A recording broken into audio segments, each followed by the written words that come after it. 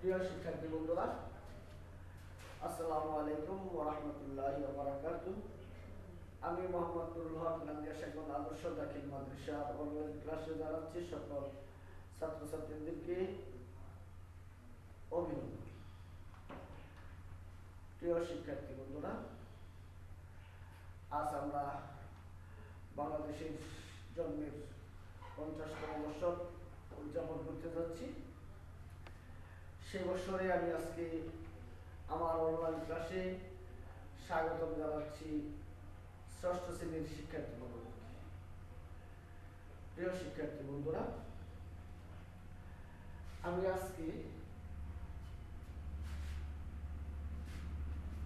আজকে তোমাদের সাথে ষষ্ঠ শ্রেণীর বই থেকে আলোচনা শুরু করব। সেই ষষ্ঠ শ্রেণীর বইয়ের নাম হবে আল-লুগাতুল আরাবিয়াতুল ইত্তিসালিয়া, আল-লুগাতুল আরাবিয়াতুল ইত্তিসালিয়া লিস-সাফফিস সাদিস লিদ-দাখিল, দাখিল ষষ্ঠ শ্রেণীর জন্য। সেই বইয়ের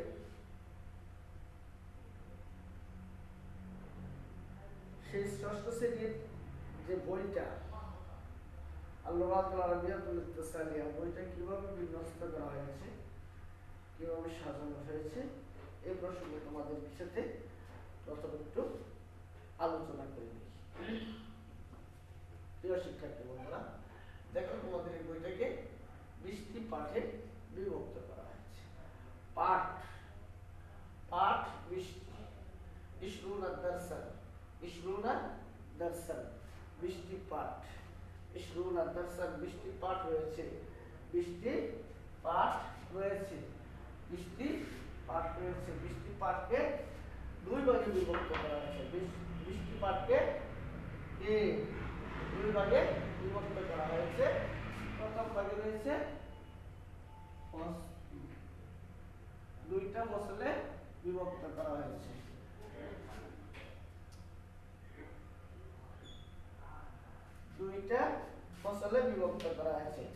এই 20টা পাঠকে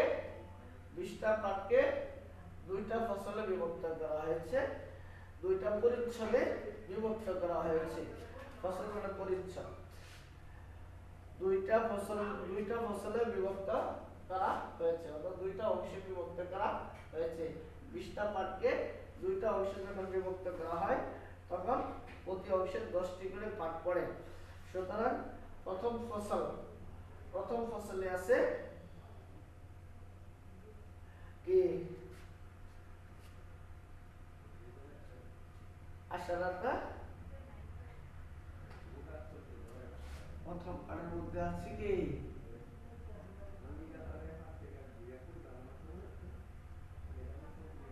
আশারাতা,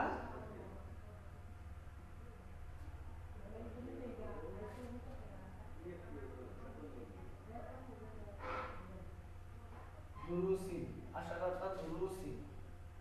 দ্বিতীয় নামটা ঠিক একই,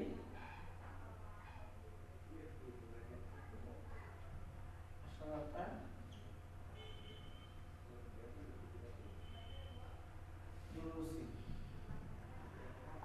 দুরুসি, অর্থাৎ প্রথম পদের মধ্যে 20টি পাঠ, দ্বিতীয় পরিচ্ছেদের মধ্যে 20টি পাঠ। প্রত্যেকটার মধ্যে 20টা করে পাঠ দেওয়া আছে, 10টি করে পাঠ দেওয়া আছে। অর্থাৎ প্রথম ফসলের মধ্যে আছে 10টি পাঠ, দ্বিতীয় ফসলের মধ্যে আছে 10টি পাঠ, দ্বিতীয় ফসলের মধ্যে আছে 10টি পাঠ। ঠিক আছে? এখন এর মধ্যে একটি করে পাঠ আছে যেখানে কতগুলো শব্দ সম্বন্ধ আছে। শুধু এই 10 নম্বর পাঠ যেটা আছে দাসুল আশির, যেটা আছে আর দাসুল ইশরুন, আর একটা আছে দাসুল ইশরুন। এই 2টা পাঠ আছে আলফাজুল হাম্মা, গুরুত্বপূর্ণ কতগুলো শব্দ। বাকি যে 9টি পাঠ আছে সেই 9টি পাঠ আছে গদ্য এবং কবিতা নিয়ে আলোচনা, গদ্য, কবিতা এবং সংলাপ নিয়ে আলোচনা হবে। তাহলে আমরা সহজে এটুকু বুঝে নিলাম। তারপরে আসি আমরা একটু আমাদের গল্পের দিকে চলে আসি। এখন আমরা যে তোমাদের আজকের বইটা শুরু করতে যাচ্ছি সেই বইটার নাম হলো আল-লুগাতুল আরাবিয়াতুল ইত্তিসালিয়া, আল-লুগাতুল আরাবিয়াতুল ইত্তিসালিয়া, আল-লুগাতুল আরাবিয়াতুল ইত্তিসালিয়া বইটাতে বিন্যস্ত করা হয়েছে। এটা ব্ল্যাকবোর্ডের মধ্যে লেখার মাধ্যমে তোমাদেরকে বুঝিয়ে দিলাম। এখন আসুন সেই বইটার মধ্যে কবিতা, গদ্য এবং সংলাপ 3 ধরনের আলোচনা করা হয়েছে। 3 ধরনের আলোচনা বইটার মধ্যে আছে। এই বইটার মধ্যে 3 ধরনের আলোচনা আছে। এই যে পাঠগুলো আছে, পাঠগুলোর মধ্যে আবার লিখে দিই 9টি পাঠ। এই যে 10টি পাঠ, এই 10টি পাঠের মধ্যে আমি বলেছি একটি পাঠ আছে গুরুত্বপূর্ণ শব্দার্থ নিয়ে, গুরুত্বপূর্ণ শব্দার্থ নিয়ে। তারপরে বাকি থাকে 9টি পাঠ, 9টি পাঠ, 9টি পাঠ, এটাও 9টি পাঠ, 9টি পাঠ, 9টি পাঠ। এই যে 9টি পাঠ আছে, এই 9টা পাঠকে, এই 9টি পাঠকে সাজানো হয়েছে কি দিয়ে? এই 9টি পাঠকে সাজানো হয়েছে গদ্য, সংলাপ আর কবিতা দিয়ে।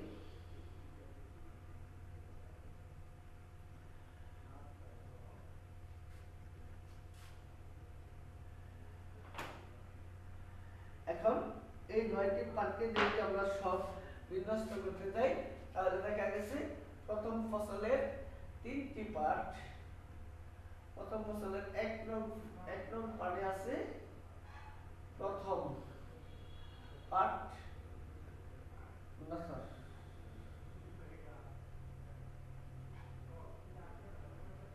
প্রথম পাঠ নসর, দ্বিতীয় পাঠ হেওয়া, দ্বিতীয় পাঠ হেওয়া, তৃতীয় পাঠ নজম, নজম, ঠিক। চতুর্থ পাঠ নসর,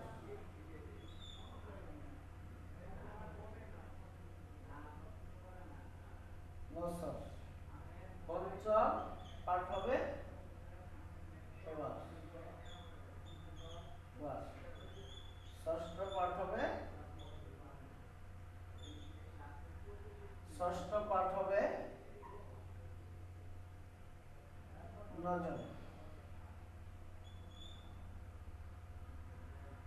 সপ্তম পাঠ ওই নসর,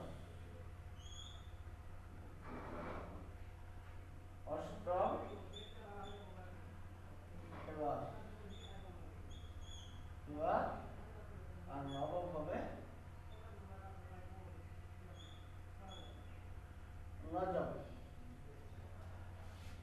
ঠিক। এভাবে সাজানো আছে।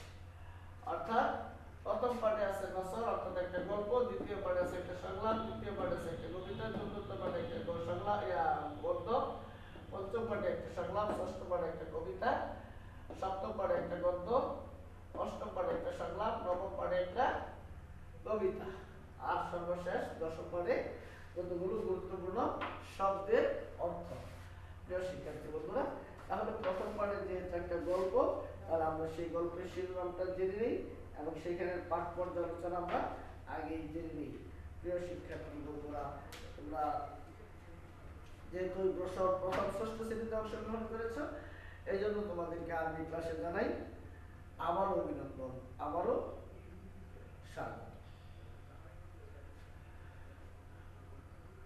প্রিয় শিক্ষার্থী বন্ধুরা, আরবি শব্দগুলো, বর্ণগুলো তোমরা যেহেতু মুসলমান সবাই শিখেছ, জানো যে কোনটা কি বর্ণ আছে, সে বর্ণগুলো দেখে বুঝে সুন্দর করে খাতাতে বাংলা হাতের লেখায় খাতার মধ্যে লেখাগুলো টাইপ করবা, লেখাগুলো চেষ্টা করবা সুন্দর করার জন্য। তোমাদের যারা স্কুল থেকে প্রথম মাদ্রাসায় এসেছ, অবশ্যই তোমাদেরকে অভিনন্দন জানাতে হয়। তোমরা ইসলামী শিক্ষায় অংশগ্রহণ করতে যাচ্ছ। শিক্ষার্থী বন্ধুরা, তোমাদেরকে আবারও স্বাগতম জানিয়ে তোমাদের আরবি বই থেকে শুরু করতে যাচ্ছি। এখন আমরা মূল আলোচনায় চলে যাচ্ছি বইয়ের গল্পের মধ্যে।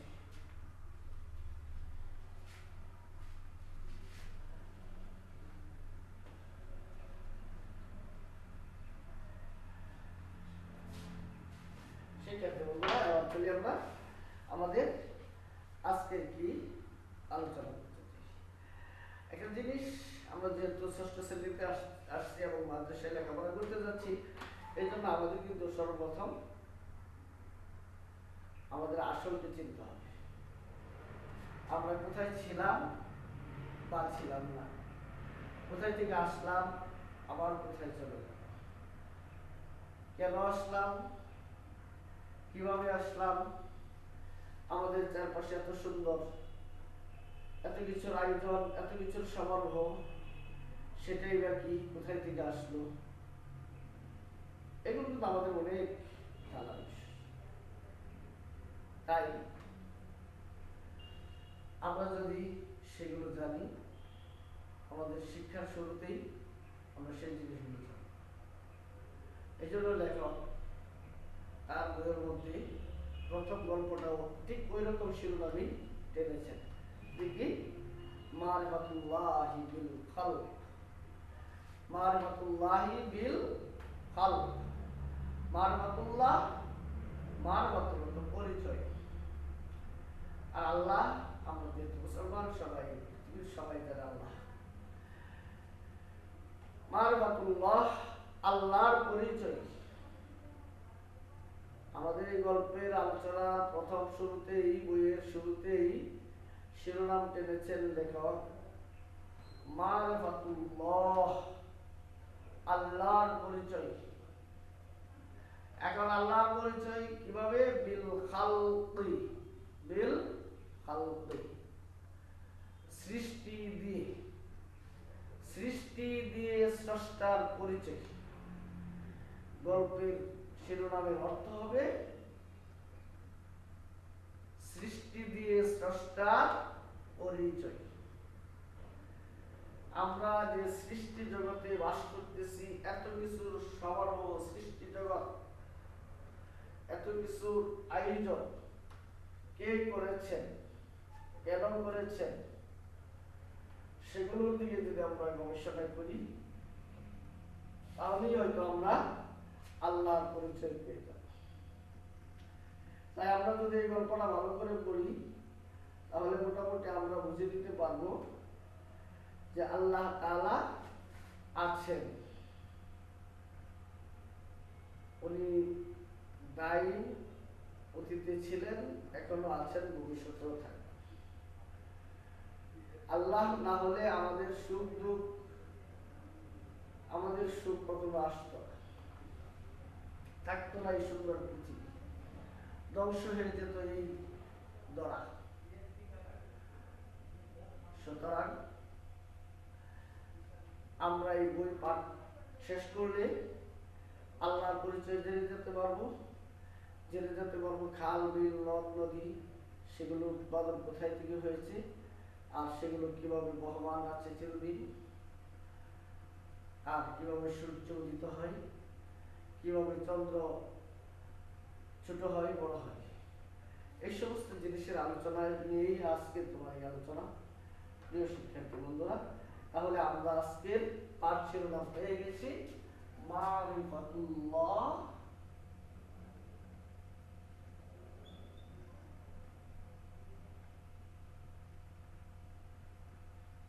মারিফাতুল্লাহি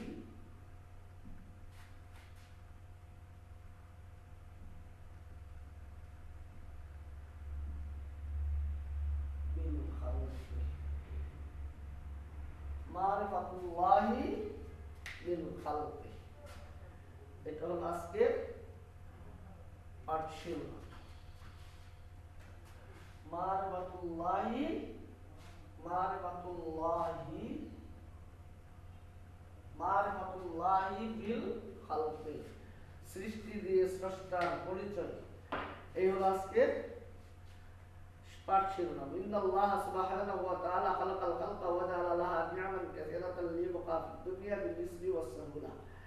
এখানে আল্লাহ রাব্বুল আলামিন, আমি পরে অর্থগুলো বুঝিয়ে দিচ্ছি সহজ হওয়ার জন্য। ইন্নাল্লাহ সুবহানাহু ওয়া তাআলা, আল্লাহ রাব্বুল আলামিন, নিশ্চয় আল্লাহ রাব্বুল আলামিন খালাকাল খালকা, পৃথিবী, খালাকাল খালকা, সৃষ্টি জগৎকে সৃষ্টি, সৃষ্টি জগৎকে সৃষ্টি করেছেন, ওয়া জাআলা লাহুম কাসীরান, অনেক অনেক নিয়ামত। এই সৃষ্টি জগতে সৃষ্টি করেছেন অনেক ধরনের নিয়ামত। স্রষ্টা এই সৃষ্টি জগতে সৃষ্টি করেছেন অনেক জাতের নিয়ামত। কেন সৃষ্টি করেছেন এত নিয়ামত? লিয়াবকা ফিদ দুনিয়া বিল ইসরি ওয়াস সাহুলা, যাতে আমরা বেঁচে থাকতে পারি এই পৃথিবীতে সহজ এবং সুন্দরভাবে। ফামিন নিয়ামি আল্লাহু জাআলা লাহুল আরদা ইস্তিকরারিল ইবাদ আলাইহা। প্রথম নিয়ামতের মধ্যে আল্লাহ রাব্বুল আলামিন এখানে লেখক বলতেছেন যে সর্বপ্রথম নিয়ামত হলো কি, আল্লাহ তাআলা আমাদের জন্য এই জমিন সৃষ্টি করে স্থির করে দিয়েছে। আল্লাহ রাব্বুল আলামিন এই পৃথিবীটা সৃষ্টি করে আমাদের জন্য স্থির করে দিয়েছে। ওয়াজালা ফি খিলালিল আরদি আনহারাল লিয়ানতাফিয়া বিহান নাস। শুধু তাই শেষ করেন নাই, পৃথিবী সৃষ্টি করে শুধু স্থির করে দেওয়াই শেষ করেন নাই, কি করেছেন? এই পৃথিবী সৃষ্টি করে তার মাঝে মাঝে দিয়ে দিয়েছেন আনহার। শিক্ষার্থী বন্ধুরা বলো তো, এত এত খাল, এত এত নদী কে খনন করেছে? পৃথিবীর কোন শক্তি কি পারবে? পৃথিবীর কোন শক্তি কি পারবে এতগুলো খাল খনন করতে, এতগুলো নদী, এতগুলো সাগর খনন করতে? এটি আল্লাহ তাআলার চ্যালেঞ্জ। লিয়ানতাফিয়া বিহান নাস ফি যুরুইহিম। আর এই খালগুলো কেন মাঝে মাঝে সৃষ্টি করেছেন এটাও বলতেছেন। লিয়ানতাফিয়া বিহান নাস ফি যুরুইহিম ওয়া আসদারিহিম ওয়া শুরবি মাওয়াশিহিম ওয়া শুরবি মাওয়াশিহিম। আল্লাহ রাব্বুল আলামিন বলতেছেন, আল্লাহ রাব্বুল আলামিন এগুলো সৃষ্টির কারণ হিসেবে উল্লেখ করা হচ্ছে কি কি উল্লেখ করেছেন? গুরুত্বপূর্ণ বিষয়, মানুষ যাতে উপকৃত হয়।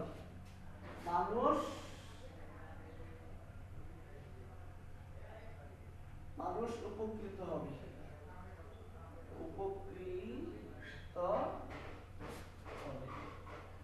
মানুষ উপকৃত হবে। মানুষ কিভাবে উপকৃত হবে সেটা বলতেছেন। জমিনে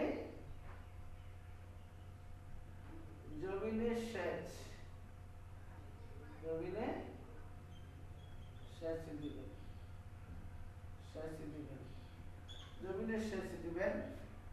2,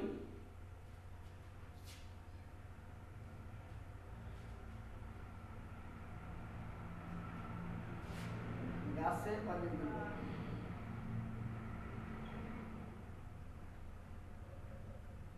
গাছে পানি দিবেন।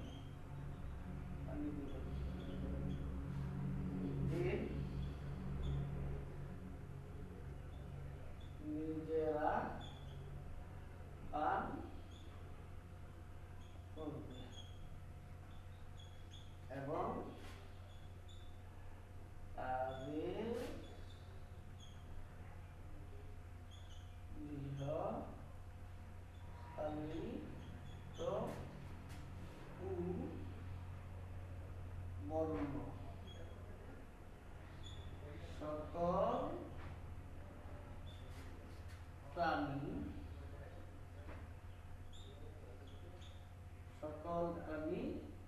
পানি পান করবে।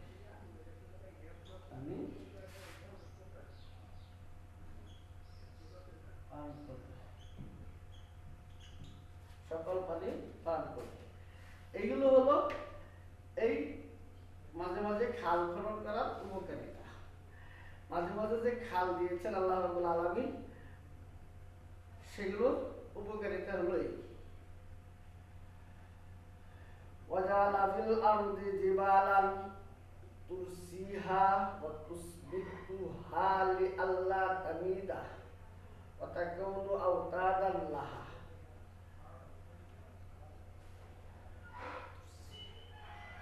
প্রিয় শিক্ষার্থী বন্ধুরা, পরের অংশ করতেছেন আরেকটা।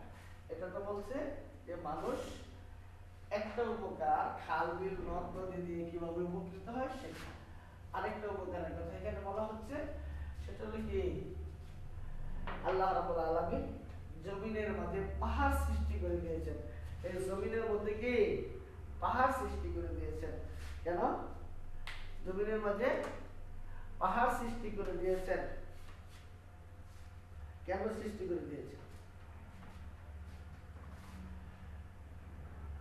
তুরসিহা ওয়া তুসবিতুহা, এই জমিটাকে ডাল হিসাবে রাখার জন্য পাহাড় সৃষ্টি করে দিয়েছেন। জমিটাকে স্থির করার জন্য পাহাড় সৃষ্টি করে দিয়েছেন। আল্লাহ তামিদা, যেন সেটা হেলে দুলে না যায়।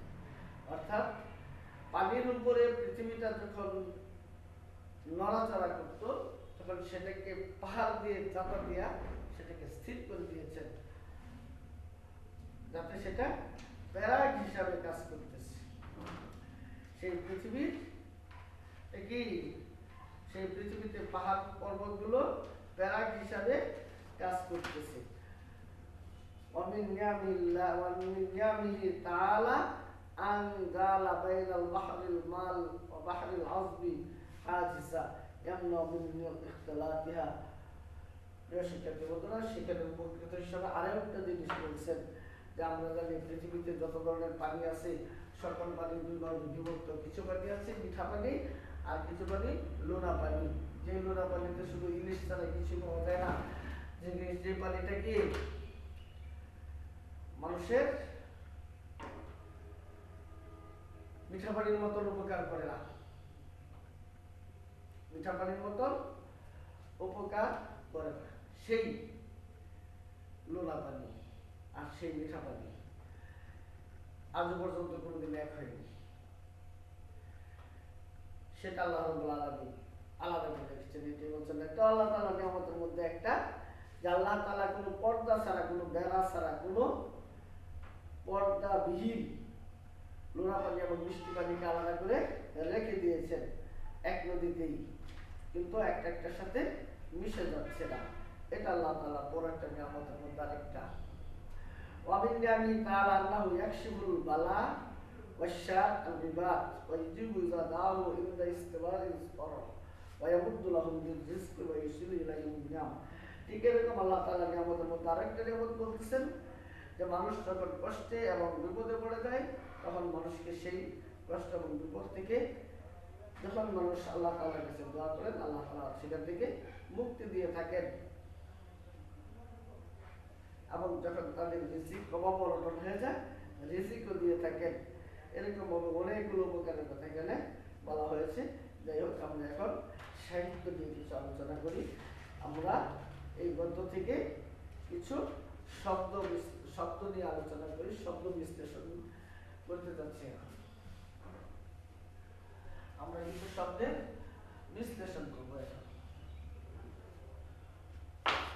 যেমন তোমাদের বইয়ের মধ্যে একটা শব্দ আছে জাল,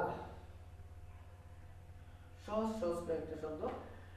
তার আগে তোমাদেরকে হাতের লেখার জন্য একটা আমি জিনিস সহজ করে বোঝানোর চেষ্টা করি, অত্যন্ত সহজ করে বুঝবা। তোমাদের যে বাংলা হাতের লেখার খাতাগুলো আছে, এগুলো দেখবা এরকম ভাবে টান দেওয়া আছে।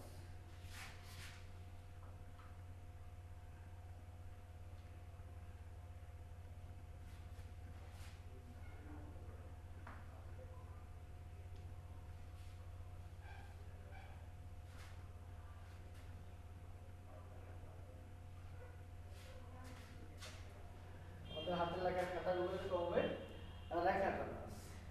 ওই হাতের লেখার মধ্যে তোমরা যখন হাতের লেখাগুলো লিখতে যাইবা, তখন তোমরা হাতের লেখাগুলো লিখবা। তোমরা যখন হাতের লেখাগুলো লিখবা, তখন এই যে লাইনগুলো আছে, সেই লাইনগুলোর মধ্যে তোমরা এইগুলো চেষ্টা করবা। যেমন ইন্নাল্লাহ, ইন্নাল্লাহ,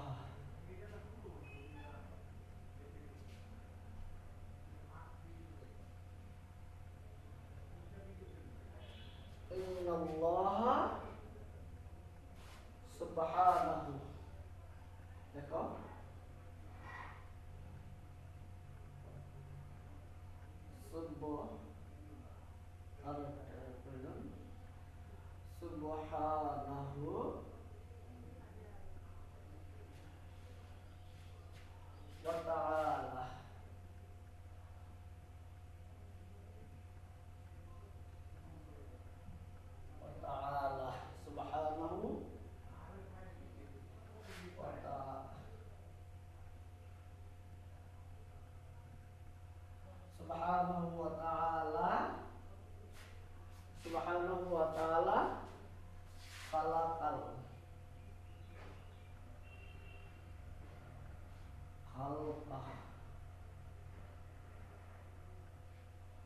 খালাকাল খালকা,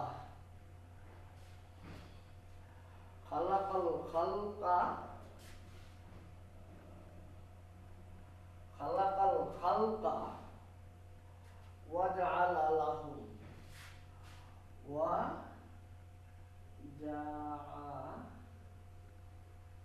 ওয়াজআলা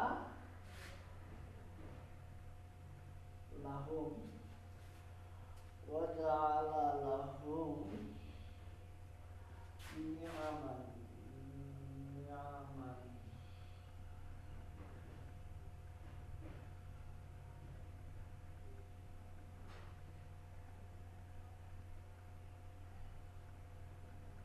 কাসীরান, নি'মান কাসীরান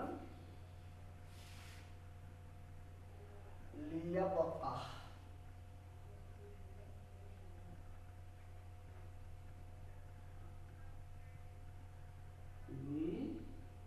লিয়াবকা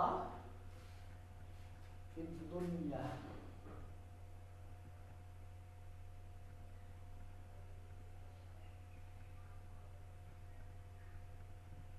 ফিদ দুনিয়া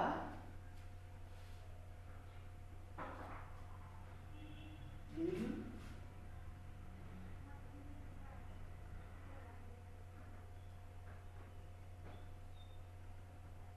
ইসরি, বিল ইসরি ওয়াসসাহুলাতি,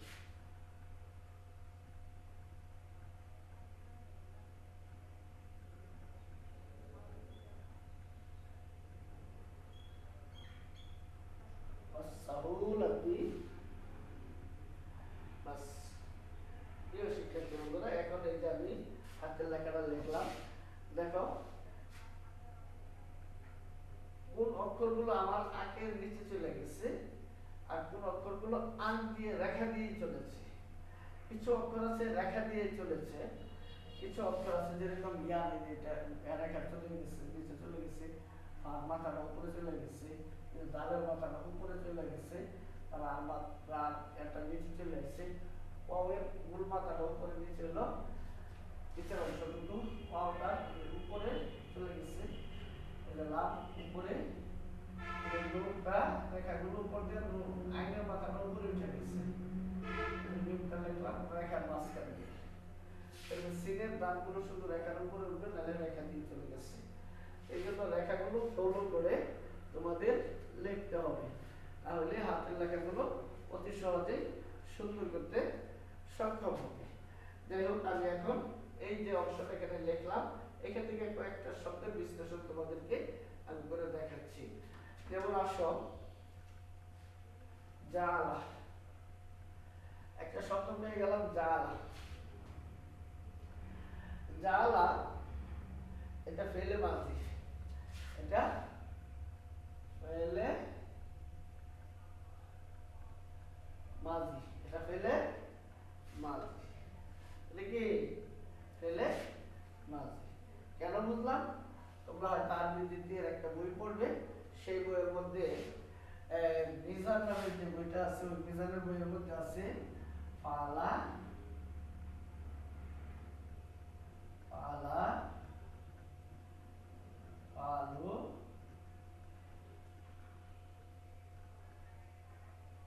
পালা, পালা, পালা, পালা,